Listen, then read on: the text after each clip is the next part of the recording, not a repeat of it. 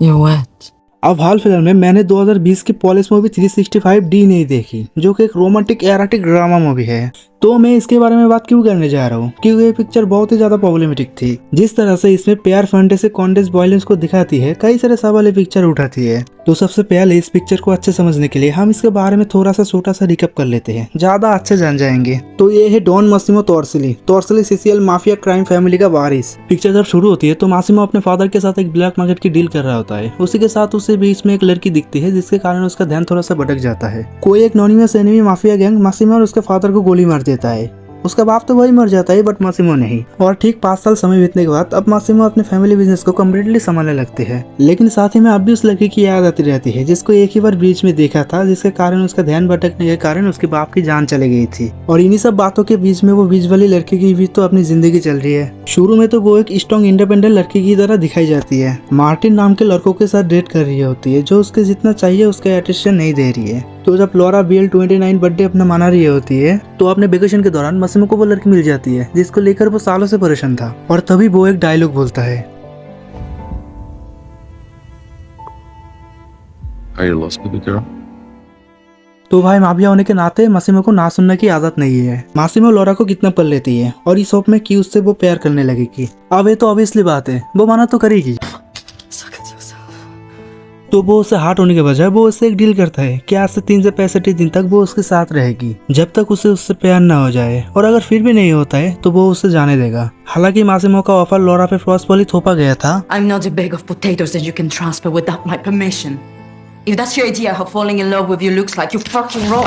जैसे वो एक स्टेटक माना भी करती है, बट धीरे धीरे लोरा माफिया के लाइफ स्टाइल में एडजस्ट होने लगती है। और मासिमो भी अपने दाव जीतने के लिए सारे बेते खेलते हैं, यहाँ तक कि एक पति की तरह उसके साथ नहाते भी है। अब देखो, ये कहानी मैं आपको बहुत ही छोटी वे में समझा दी, लेकिन इसके बाद और इसके अंदर जो चीजें चल रही है वो बहुत ही प्रॉब्लमेटिक है, जिसकी वजह से ये मूवी कंट्रोवर्शियल बन जाती है। और अगर लोरा का मासिमो के प्यार में गिरने का सबसे best of philosophy scientific answer है स्टॉकहोम सिंड्रोम। क्योंकि भाई जो भी कहो, मगर मासिमो ने लोरा के साथ सिर्फ जबरदस्ती की थी ना, तो स्टॉकहोम में एक साइकोलॉजिकल रिस्पांस होता है, जहाँ पे अब्यूज विक्टिम्स अपने ही किडनैपर्स या अब्यूजर से एक साइकोलॉजिकल कनेक्शन बिल्ड करने लगता है। और यह लोरा की सिचुएशन और उसकी साइकोलॉजी परफेक्ट देती है। उसे धीरे धीरे मासिमो के rise of Lewis lifestyle में आदत होने लगती है। वो कोई बुरा दिखता भी नहीं है, बहुत हैंडसम होने के साथ साथ रेप्टेड एक्टिवेट बॉडी भी रखती है। और यही नहीं है, वो sexy beautiful style sophisticated charming look dominating beard में भी अच्छे है। और यहाँ तक कि उसे डांस भी आता है। और ठीक उसी की उल्टी जगह लोरा के एक्स मार्टिन उस पर ज्यादा ध्यान भी नहीं रखता, बॉडी भी फिट नहीं रखता, आधे बाल गायब है,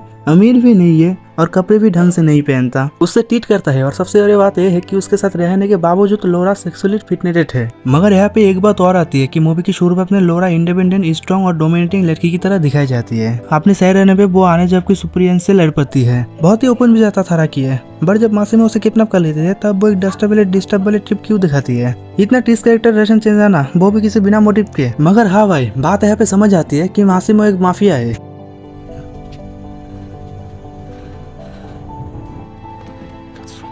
लोरा यहाँ तक कि उसे कई लोगों को मारते हुए देख चुका है। तो भाई गांड फटना तो लग्जरी सी बात है, मगर इन सब के बावजूद भी पिक्चर अच्छी है कि नहीं। अब देखो, इस पिक्चर को अच्छी या बुरा कह देना गलत बात होगी, कोई एक वैलिड रीजन तो होना ही चाहिए। अब देखो, इस मूवी की असलियत को समझने के लिए हमको सबसे पहले ये समझना होगा कि इस मूवी को लेकर कंट्रोवर्सी क्या चल रही थी। तो सबसे पहले जब मासिमो लोरा को ऑफर करते हैं और इसके बाद जो उसके एक्शन होती है, काफी सारे सवाल उठाती है। क्योंकि उसने उसको किडनैप किया, उसके परमिशन और उसके कंसेंट के बिना उसके साथ रहा और उसे छुआ। ये सारी बातें अटपटी तो लगती है। यहाँ तक कि मूवी की शुरू में मासिमो का डैड उसे मारने से पहले फोनो प्लेसर को सारने की बात करता है। मगर यह सब बातें तो उल्टी चल रही है। मगर फिर भी मैं यहाँ का सारी गलती मासिमो को नहीं दूंगा, इस बात का भागीदार लोरा भी है। वो इतना बुरे शख्स में क्वालिटीज को देखने लगती है। उसके सामने उसने किसी को मार दिया, वो एक मर्डरर है। मगर इस मूवी में ऐसा नॉर्मल मर्डरर की तरह दिखाया गया है। तो क्या इससे वो अच्छा हो जाता है? बिल्कुल नहीं, मगर वो उससे कुछ अच्छा देखने लगती है। ऐसी बात नहीं कि उसको भागने का मौका नहीं मिला, मगर ऑनेस्टली जितने भी भागने की उसने अटेम्प्ट किया, सबके सब सूतिया थे और वो सारे अटेम्प्ट्स तो बेकार निकलेंगे ही। उसके बाद मूवी एक ऐसा टाउन लेती है जहाँ पर एक खूबसूरत मॉडर्न लड़की एक मॉन्स्टर जैसे शख्स का दिल सही करने का कोशिश कर रही है। उसके अंदर का एक अच्छा शख्स बाहर निकलने की कोशिश कर रही है। I just need to react quicker because I lose my vigilance when I'm around you.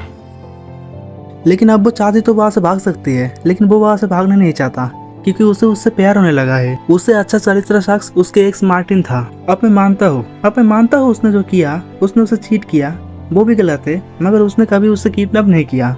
उसने उसके साथ कभी जबरदस्ती से मस्ती नहीं की है, किसी का मर्डर नहीं करता फिरता, लोग उसके जान के पीछे परे नहीं हुए हैं। यहाँ तक कि मूवी में मार्टिन का कैरेक्टर राइसेशन लोरा पे उसका गुस्सा होना मिसगाइड करता है। मार्टिन भले ही उसे उस तरीके से प्यार नहीं कर पाता है, वो भले ही अमीर ना हो, बट वो उसके साथ सुकून से उसकी जिंदगी बिता सकती थी। लोरा ने मार्टिन की जगह उस अब्यूसिव मर्डरर को चूज किया था, सिर्फ और सिर्फ इसीलिए कि उसने चीट किया था। उसके सिवाय किसी और को चूज कर लेती, मगर एक माफिया को। अगर मेरे को कोई बोलेगा कि मैं गलत बोल रहा हूँ कि मासूम लोरा के पीठ पीछे कभी चीट नहीं करेगा, तो तुम इस कहानी को नहीं समझे हो। वो एक माफिया है, मगर फिर भी इस मूवी की प्यार को समझने के लिए इस मूवी को किसी और एंगल से ही देखना पड़ेगा कि लोग इसे बाइटली पसंद क्यों कर रहे हैं। तुमने इस पिक्चर को कितनी पसंद करते हो? तुमने अगर ऐसे हॉट सेक्सी मूवी को देखना पसंद करते हो तो इस मूवी को देख सकते हो। अगर गर्लफ्रेंड हो तुम्हारे पास तो साथ में देखना तो अच्छी बात होगी, अकेले हो तो इससे भी अच्छा ऑप्शन बाजार में अवेलेबल है। तुम अमेरिकन साइको देख लो, रियल लाइफ और फैंटेसी के बारे में बहुत कुछ कहते हैं पिक्चर ने। तुमको अगर ये वीडियो पसंद आई तो कमेंट करके जरूर बताना कि इस बार कौन सी मूवी के ऊपर रिव्यू चाहिए।